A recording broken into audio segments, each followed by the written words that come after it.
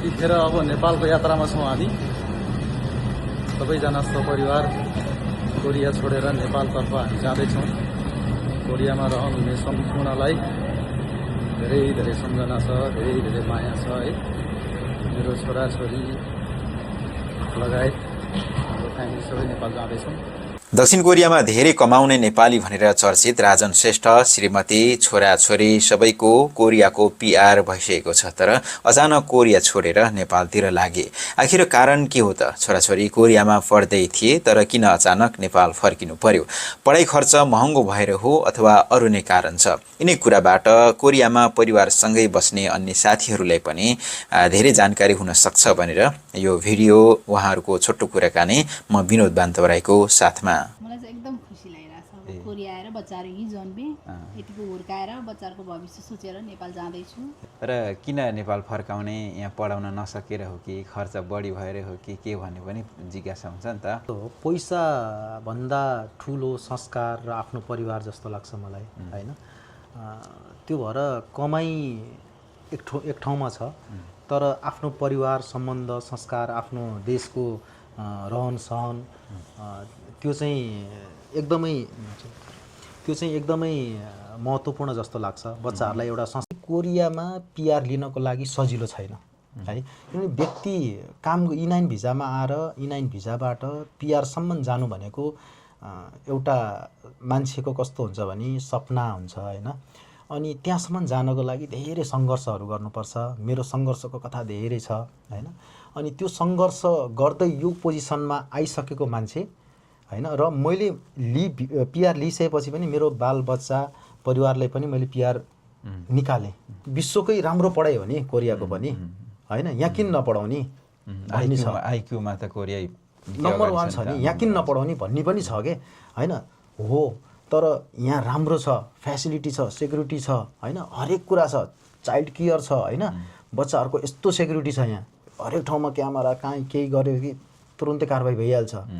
खानेकुरामा त्यस्तै छ हैन, हरेक बच्चाले खानेकुराहरूमा एकदम चेकिङ हुन्छ हैन। अनि सबै कुरा छ, तर कस्तो भनेदेखि आज फेसिलिटी होला, भोलि फेसिलिटी होला हैन, तर लङ टर्मलाई सोच्ने हो भनेदेखि यहाँनिर बच्चाहरूले त्यही अनुसारले जम्प गर्न सक्छ सक्दैन, त्यही अनुसारले पढ्दिन सक्छ कि सक्दैन, यहाँको कोरियनहरूसँग कम्पिटिसन गर्न सक्छ कि सक्दैन। तपाईँको छोराछोरीहरू हजुर अब कोरियामा पढाउन छोडेर नेपाल गएर पढाउनुहुन्छ है? हजुर। अब खास गरी यहाँको समस्या र चाहिँ के देख्नुभयो छोराछोरी पढाउँदा? कोरियामा हाम्रो बालबच्चालाई हुर्काउन नसकेर होइन नि हैन, हुर्काउन नसकेर पढाउन नसकेर नेपाल फर्काउन लाग्यो होइन नि। तपाईँको यहाँ भइसकेपछि के मलाई मेरो मनमा लागेको कुरा, यहाँ भइसकेपछि बच्चाहरूले हामीसँग मात्रै भाषा नेपाली 2-4 शब्द सिकेर हुँदैन। उनीहरूले संस्कार सिक्नु पर्यो, आफ्नो परिवार चिन्नु पर्यो, आफ्नो देश कुन हो भन्ने कुरो त्यो आत्मीयता हुनु पर्यो आफ्नो देशप्रति, आफ्नो आफन्तप्रति। तर त्यो यहाँ बसेर उनीहरूले कमाउन सक्दैन जस्तो लाग्छ मलाई।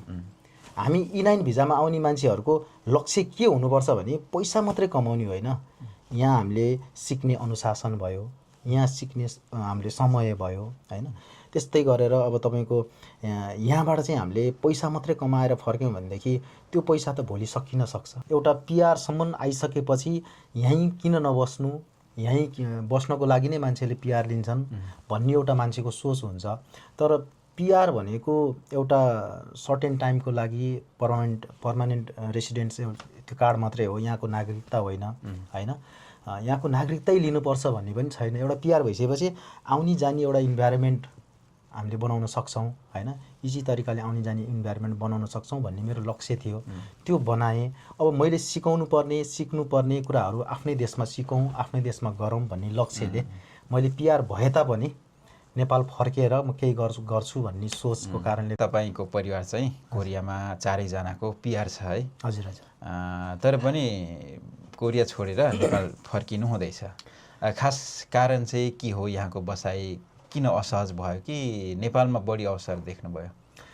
यस्तो हो, अब समय सधैँभरि एकनासको हुँदैन र म पनि यो पोजिसनसम्म आउँछु भन्ने मैले सोचेको पनि थिइनँ। हिजो एउटा कामदार भिजामा आएर त्यसपछिबाट गएर कोरियामा काम गर्दै जाँदाखेरि एउटा समयले एउटा भाग्यले मलाई यहाँसम्म पुर्यायो।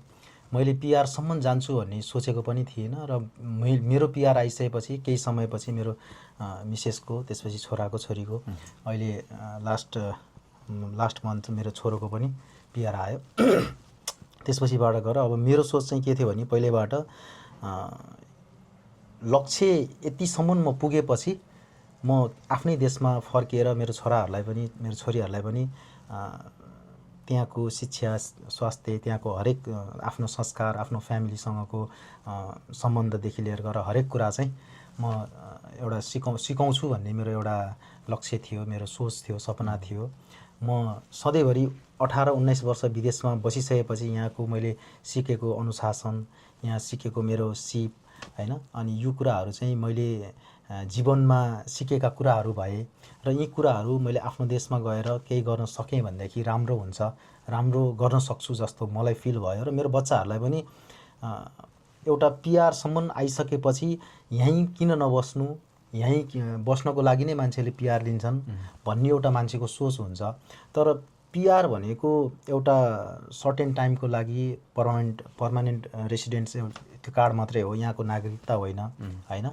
यहाँको नागरिकतै लिनुपर्छ भन्ने पनि छैन। एउटा पिआर भइसकेपछि आउने जाने एउटा इन्भाइरोमेन्ट हामीले बनाउन सक्छौँ हैन, इजी तरिकाले आउने जाने इन्भाइरोमेन्ट बनाउन सक्छौँ भन्ने मेरो लक्ष्य थियो। त्यो बनाएँ। अब मैले सिक्नुपर्ने कुराहरू आफ्नै देशमा सिकौँ, आफ्नै देशमा गरौँ भन्ने लक्ष्यले मैले पिआर भए तापनि नेपाल फर्केर म केही गर्छु भन्ने सोचको कारणले गर्दाखेरि अहिले मेरो फ्यामिलीलाई चाहिँ केही समय म फ्यामिलीबाट केही समय म टाढा भए पनि हैन, म चाहिँ गएर फेरि फर्कने छु हैन।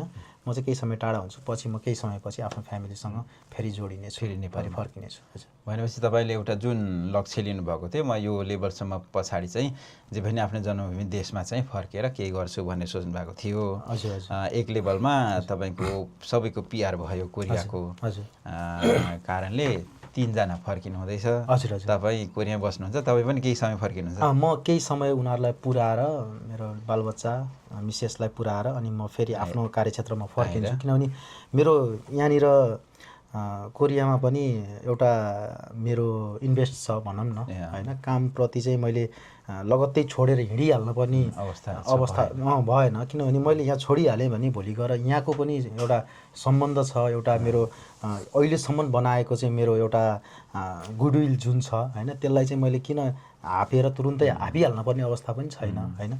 म आउने जाने इन्भाइरोमेन्ट भइ नै रहन्छ।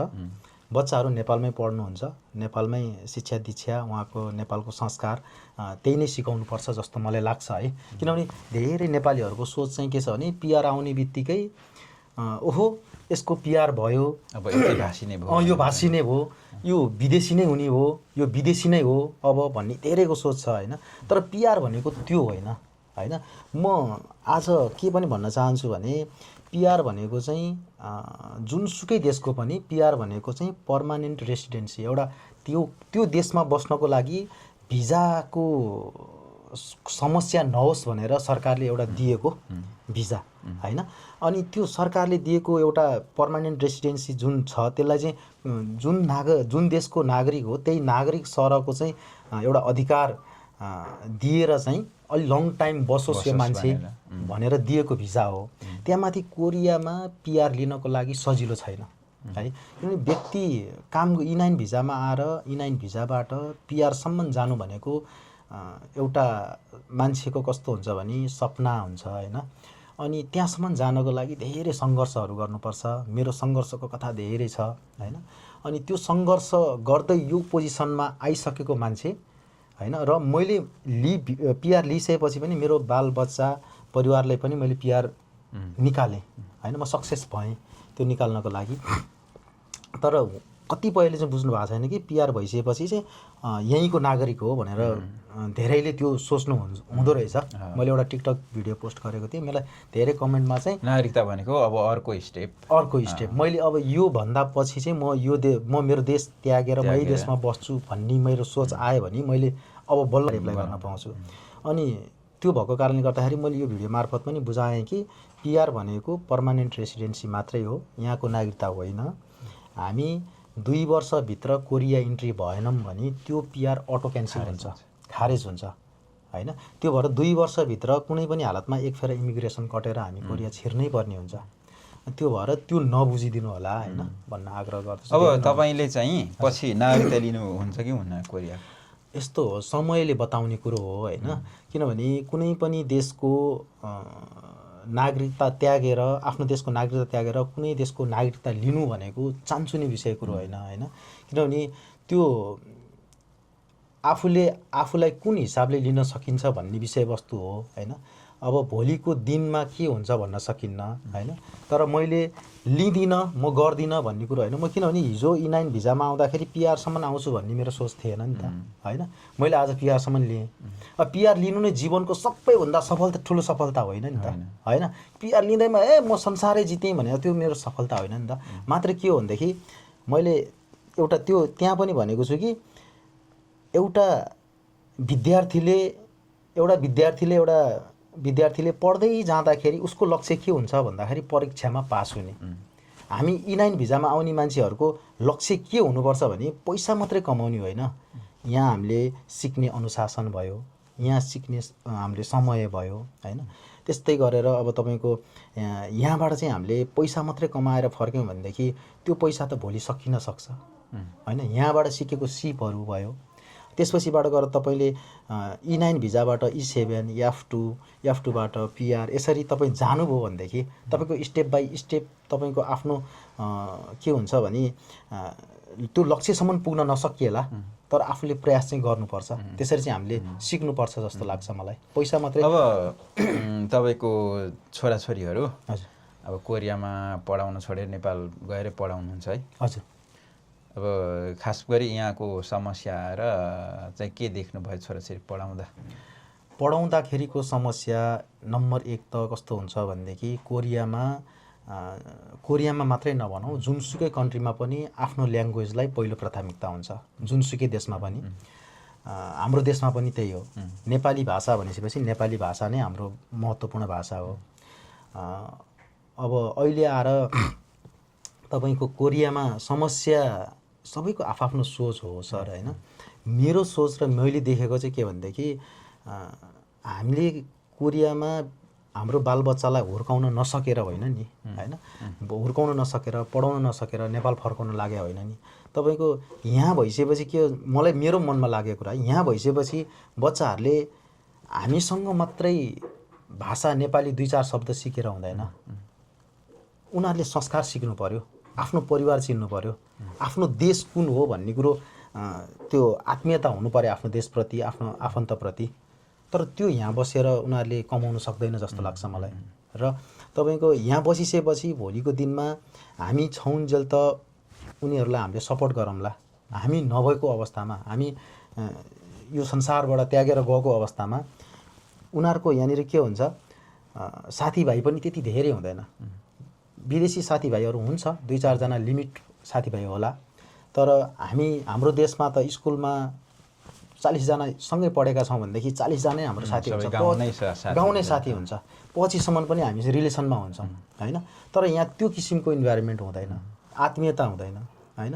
अनि त्यो देखेर पनि भोलिको दिनमा आफ्नै देशमा आफ्नै संस्कार, आफ्नै परिवारसँगको रमाउँदाखेरिको पल, आफ्नै चाडबाड, हरेक कुरामा बच्चाहरूलाई चाहिँ त्यो सिकाउन पाएँ भनेदेखि, त्यो देखाउन पाएँ भनेदेखि उनीहरूको भविष्य, उनीहरूको जीवन अलिकति राम्रो हुन्छ कि जस्तो लागेर नै मैले फर्काउन लागेँ हो सर। बालबच्चालाई पढाउने विषयवस्तुमा चाहिँ धेरै सोचेर, एकदम धेरै सोचेर, कस्तो हो नि, कति मान्छेमा चाहिँ घमण्ड छ क्या। कति मान्छेमा चाहिँ यहाँ आइसकेपछि विश्वकै राम्रो पढाइ हो नि कोरियाको पनि होइन, यहाँ किन नपढाउने भन्ने छ। आइक्यूमा त कोरिया नम्बर 1 छ नि, यहाँ किन नपढाउने भन्ने पनि छ क्या होइन। हो, तर यहाँ राम्रो छ, फेसिलिटी छ, सेक्युरिटी छ होइन, हरेक कुरा छ, चाइल्ड केयर छ होइन, बच्चाहरूको यस्तो सेक्युरिटी छ यहाँ, हरेक ठाउँमा क्यामेरा, कहीँ केही गर्यो कि तुरुन्तै कारबाही भइहाल्छ। खानेकुरामा त्यस्तै छ होइन, हरेक बच्चाले खानेकुराहरूमा एकदम चेकिङ हुन्छ होइन। अनि सबै कुरा छ। तर कस्तो भनेदेखि आज फेसिलिटी होला, भोलि फेसिलिटी होला होइन, तर लङ टर्मलाई सोच्ने हो भनेदेखि यहाँनिर बच्चाहरूले त्यही अनुसारले जम्प गर्न सक्छ सक्दैन, त्यही अनुसारले पढिदिन सक्छ कि सक्दैन, यहाँको कोरियनहरूसँग कम्पिटिसन गर्न सक्छ कि सक्दैन होइन। आज त हाम्रो हड्डी चल्छ, हाड छाला मजाले शरीरमा तागत छ, चल्छ, काम गरेर हामीले उनीहरूले भनेको कुरो पुऱ्याउन सक्छौँ। उनीहरू हामी अहिले पर्यो भने हामी 40 को हाराहारीमा पुग्यौँ, भोलि गएर हामी 60 को हाराहारीमा पुग्दाखेरि बालबच्चा 20-21 वर्षको हुन्छ, न उनीहरूले गर्न सक्छ न हामीले गर्न सक्छौँ। त्यो अवस्थामा गर्ने के त अनि त्यो पनि सोच्नुपर्छ जस्तो लाग्छ। त्यो विषयवस्तुलाई चाहिँ अलि ध्यान दिनु होला, किनभने हाम्रो देशमै आफ्नै देशमा भयो भने त हामीले जे गरेर नै खान सक्छौँ नि।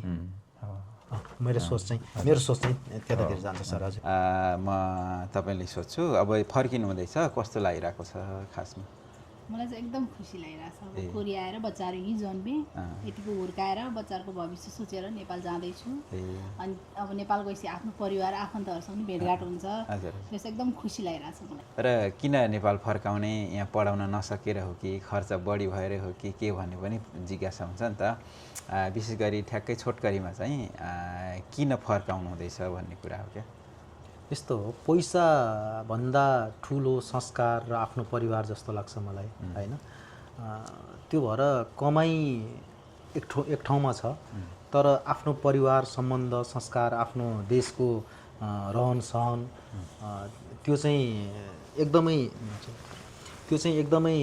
महत्त्वपूर्ण जस्तो लाग्छ। पैसा आफ्नो ठाउँमा छ, कमाइ आफ्नो ठाउँमा छ, तर बच्चाहरूलाई सबैभन्दा ठुलो संस्कार सिकाउनुपर्छ जस्तो लाग्छ। आफ्नो देशमा आफ्नो परिवारसँग भेटाउनुपर्छ जस्तो लाग्छ, आफ्नो देशलाई, माटोलाई चिनाउनुपर्छ जस्तो लाग्छ। अनि त्यो भएर नै मैले बाबुलाई, नानीलाई चाहिँ नेपालमै पढाउँ, नेपालमै हुर्काउँ भन्ने मेरो सोच, मेरो चाहना छ। त्यही भएर म नेपाल फर्काउँदैछु।